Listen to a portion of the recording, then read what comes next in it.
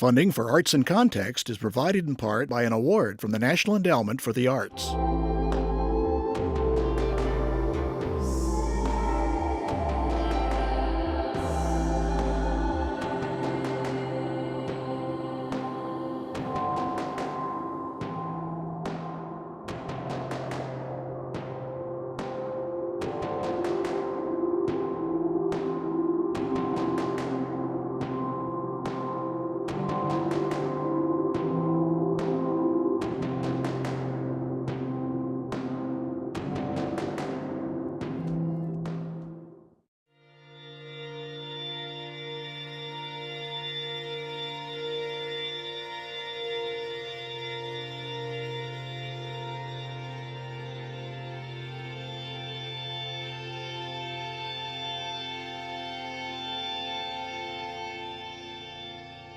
This program is called Design Build Bluff, and we are in Bluff, Utah, right across the river. The San Juan River delineates the Navajo Reservation, and we might be 10 miles from the Four Corners.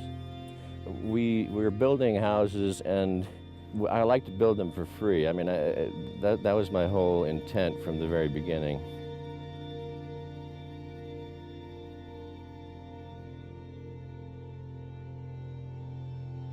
Well, Design Build Bluff really is to me, about teaching students really the ramifications of their designs, really, and coordinated with also, a social conscience.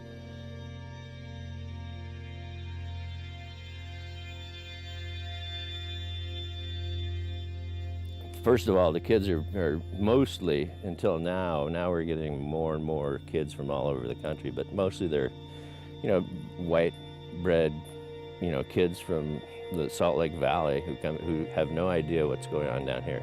No idea that there's a third world country right on their back door.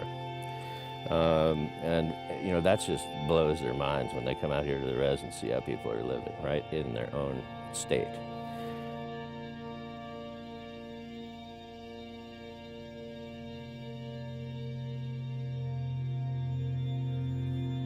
For 61 years since I was a boy, we never had water, running water into our home. This is the first time that we ever had water, for us to drink, rather than go down to the mission, haul water, and then we can cook with it. We can do a lot of things with it.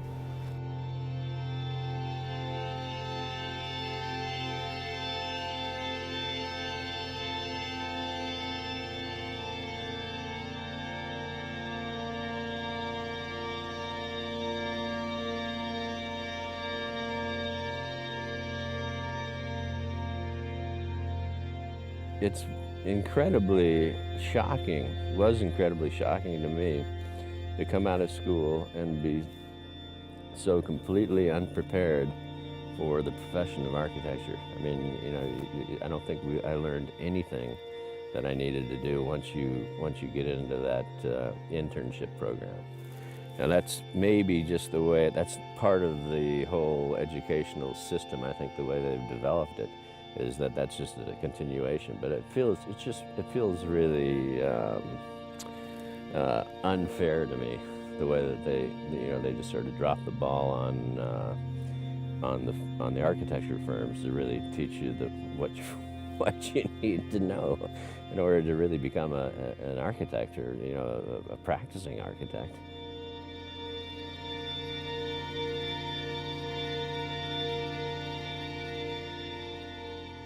What we've done previously, I think, is we falsely present to the students that everybody's going to come out and be Rem Koolhaas or Frank Gehry or some big star architect, or at least only design. And we all know that 5% perhaps of the students coming out of architecture program will be designers, and everybody else has to find some other niche within the industry, I think. And so I was hoping that they would understand that, often architects, at least, the way we've the way we've done it previously, architects really aren't that influential on what gets built. It's these planning staffs, these HOAs, you know, all this sort of stuff. So there's an interesting zone, I think, for architect-trained people to become, you know, we should be politicians. We should get into the planning area. We should be doing a lot more than just thinking, oh, I'm going to go out and, you know, create these unbelievable Guggenheims or whatever.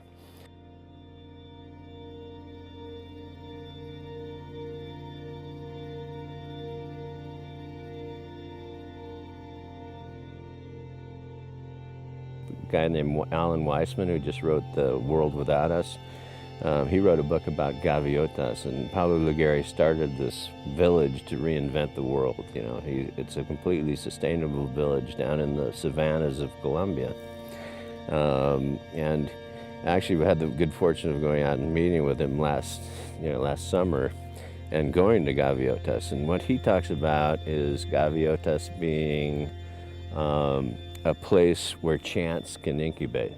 You know, and I love to use that sort of term for Design Build Bluff. I like to think of it as a place where chance can incubate.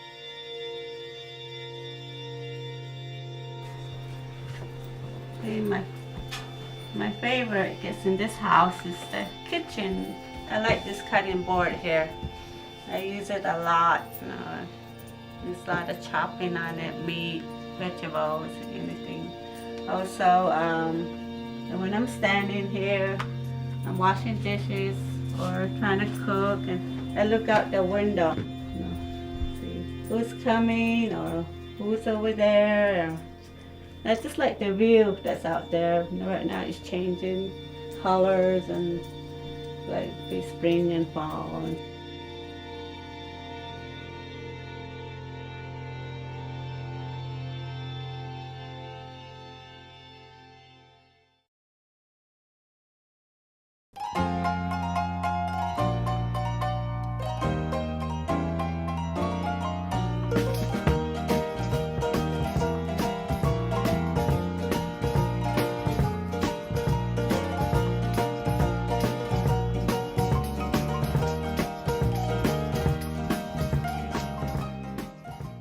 What inspires me in my work is, I think, trying to make things that bring people closer to the world. And it's only something in the past decade or so that I've realized that, you know, here we are physical beings in a physical world, and we're so disconnected from that.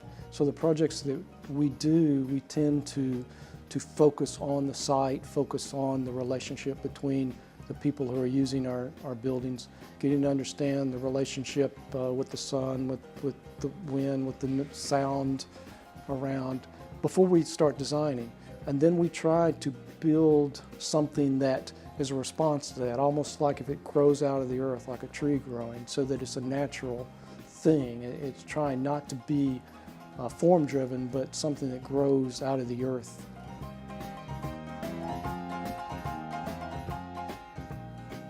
Having a client understand what you're doing and what's behind it is a very important process of making a building. When a client might be off base, it's not that they're wrong, it's just that they're not to the point that, say, someone who spent 20 years of their life thinking about form, thinking about space, thinking about light, would necessarily be up to speed on. If a patient came into a doctor and said, you know, my knee hurts, I need this prescription, they don't do that. But architectural clients will do that. And so it's a subtle process of trying to make them understand where we as designers are coming from. And if you do it in a tactful way, if you do it in a way that's educational, almost in every case, they'll come around to it.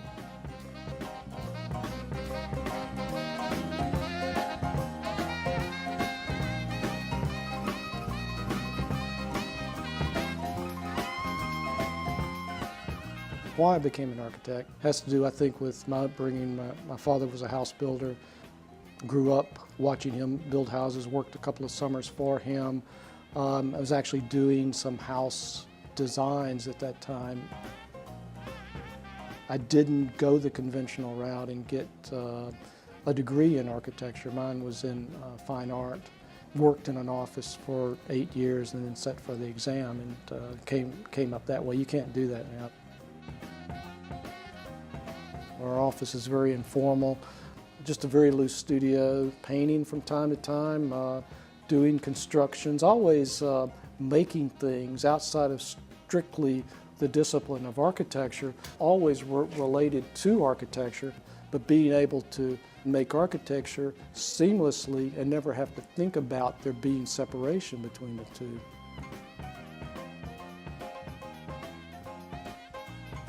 What was important was being able to touch another soul, being able to touch the spirit of a person, being able to connect them some way, whether it was socially, aesthetically, environmentally. All of those things were at the root core. And that's what any art is about.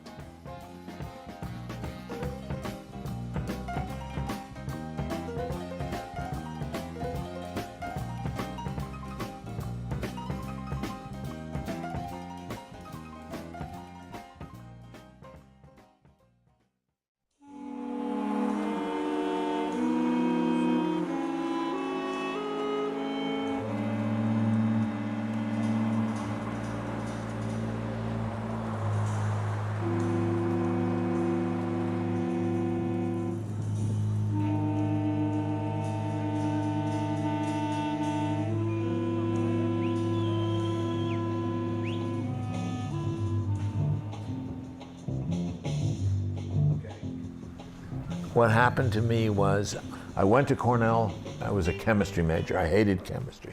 I was flunking out of Cornell. My dorm counselor was an architect. I didn't know you could go to a university. I never heard the word architect. He was an architect. I said, hey, you making models and drawings? Can I help you? Because I loved as a kid to make model airplanes and draw on things. But little boys in the 40s didn't take drawing, and they took auto mechanics and shop and things like that. So I met this guy, and I decided to become an architect. And once I decided, I decided I wanted to be whatever a great architect was. Immature idea. I don't believe that architecture is about making a better world, number one. I believe it is part of culture which makes life, individual life, more a broadening experience, because that's all we have. We live and we die. Now, if you're saying that a person who is enriched helps to make a better world, that may be. I've never seen any architecture that helps to make a better world. And matter of fact, I think architecture creates problems rather than solves problems. And I think that's really good. Creating problems, I think, for me, makes a better world because it opens up the world. I'm not an idealist. To me, I'm not in architecture to ameliorate social problems. I'm interested in, for me, to radicalize change. If you go and say, here's a project for the neighborhood, if you ask the people what they want, you'll just water down the architecture. To me, architecture is something that challenges people, challenges what they want, challenges their idea of what comfort is, challenges their perspective on how they could live. I think there are only moments when architecture is necessary. Doesn't 90% of building need to just be dumb building? You know, should we have a lot of Peter Eisenman buildings? I don't think so. Because, you know, they are cultural pieces that stand out from the context. My idea is to make people, or to have people become less passive, okay? That media has forced a passivity on the world, and what I'm interested in is challenging that passivity, to have people become more active in the decisions that are made around them and for them that they don't even realize are being made.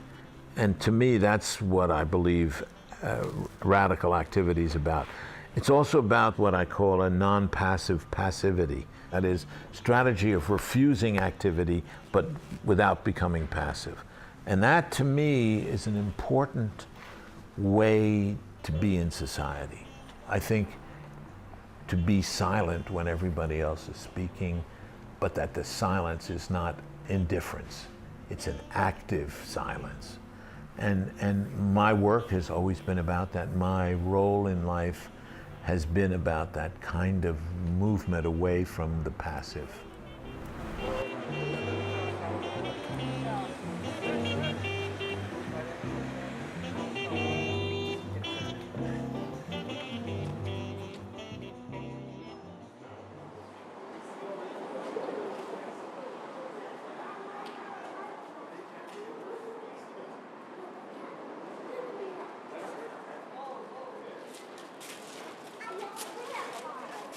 How can you beat a project like the Fremont Troll? The Fremont Troll was the ultimate community fantasy. The whole town of Seattle was rooting for that thing. To build a public project that makes that many people happy, I mean, that might be enough for your whole life.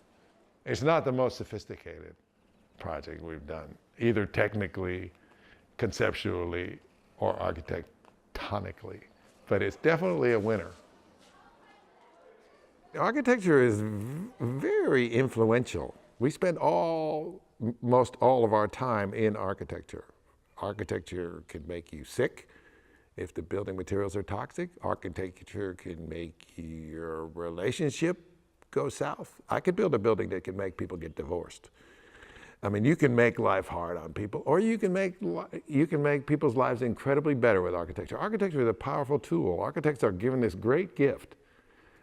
We see things differently. We can really improve people's lives, and that's why we need to. I mean, I think it's a gift that has some strings attached to it. We have social, political, and environmental strings, if you were.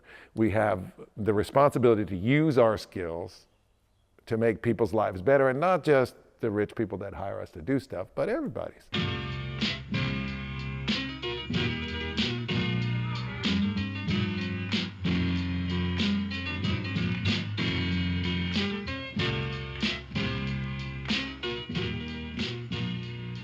I'm one of the founding partners of Jersey Devil, a group of architects, artists, and inventors committed to the interdependence of design and construction. We keep a small office, basically just a post office box and phone machine, but we're pretty itinerant, working out of wherever our commissions have taken us, and we've lived on job sites all over the country and almost all over the world. Early buildings were a little rough. They're like folk art or folk architecture. They're kind of one-liners. But they were a good way to start a career. The idea that you could, instead of going to an office, you could go out in the woods where no one could see and build your own ideas at full scale was an incredible extension of our education.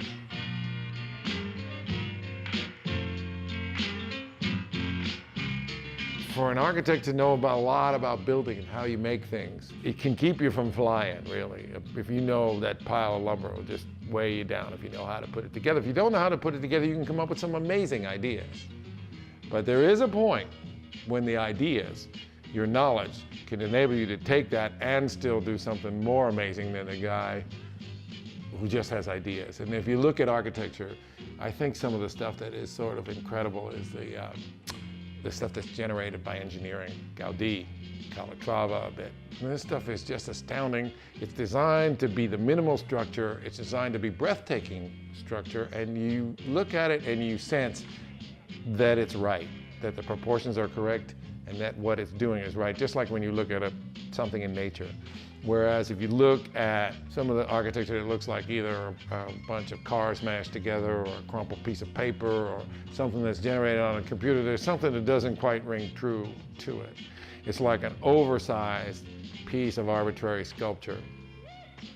If your idea is so essential to the structure, and a lot of the Jersey Devil buildings were that way. I mean, if you look at those things, they look wild, but they are basically very simple. There's not a lot of zigs and zags and things stuck onto them. You can't just take off part of it because it is the structure.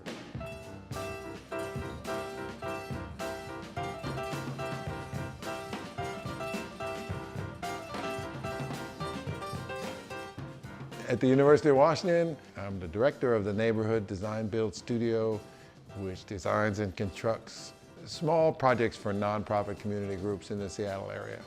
Interventions is the architectural term that's often used, and these projects that we do are in neighborhoods that kind of sorely need a little energy. What we prefer to do is something small, finite, well-defined project that we can design and build in one school quarter that has a longer lasting impact.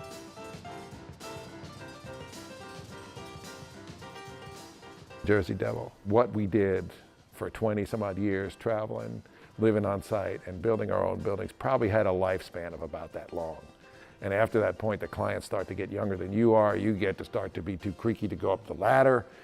And you're looking for more of a challenge. I mean, really, architecture, it's best if it's in the service of the public rather than building houses for private clients. And in order to do this, we had to change our whole practice around, and Jersey Devil has become more focused on public art.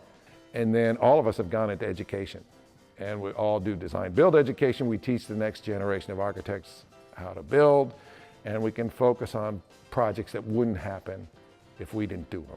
And I think the idea of architects flying around on planes, increasing their global footprint, making sketches and dropping them off and building stuff all over the place is not the proper way to develop the planet. And you know, the idea of a global architect is a bad idea, I think. The idea of a local architect is a great idea.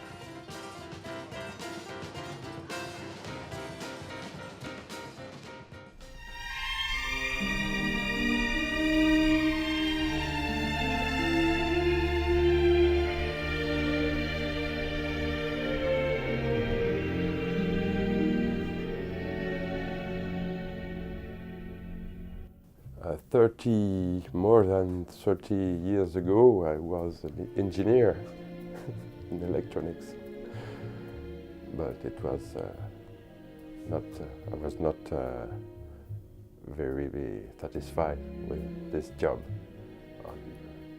Sure, I had some artist fever inside, and I've not so much place in my room. Just had a table, so I could not have a large and big things to build. So I was only able to build and to create some little things. I find something I like to do. I like that this work. It's more than a work for me.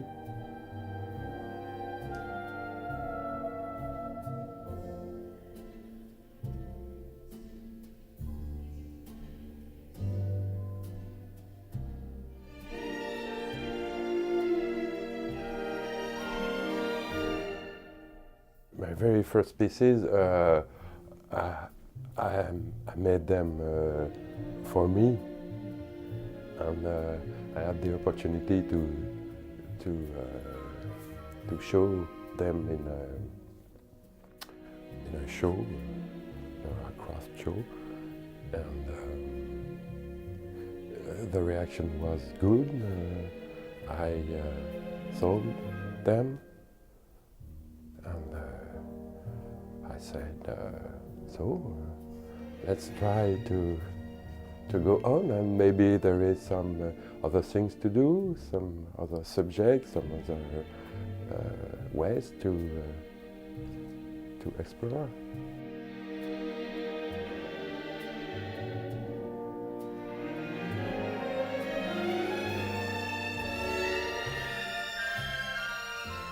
I'm like a scenic designer, and I want to just to suggest to the audience to come with his own story and to play on the stage I offer to them, to give some indications for a story. I like to put some details. The details, they tell that there is maybe somebody here, somebody is living. Maybe it's you. You can be in that place. And just use the details to tell the story.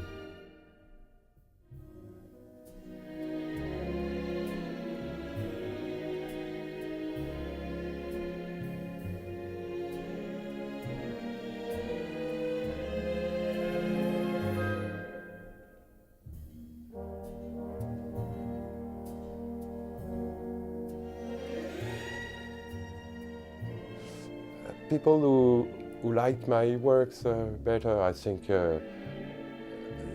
children and all people that have always their children eyes, or the person that are able to dream.